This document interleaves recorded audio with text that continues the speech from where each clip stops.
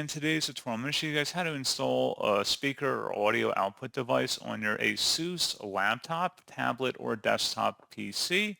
So this should hopefully be a pretty straightforward process, guys. And without further ado, let's go ahead and jump straight into it. So all I have to do is select the Start button, and you want to type in Settings. Best result should come back with Settings. Go ahead and open that up. On the left panel, select System, and then on the right side, you want to go down and select Sound.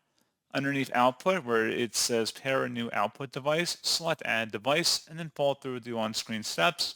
Typically, most devices, if you're plugging in directly into your computer, it's just plug and play. You wouldn't even need to go through this step. But if it was a wireless mouse, you probably would need to do this. And that's pretty much it.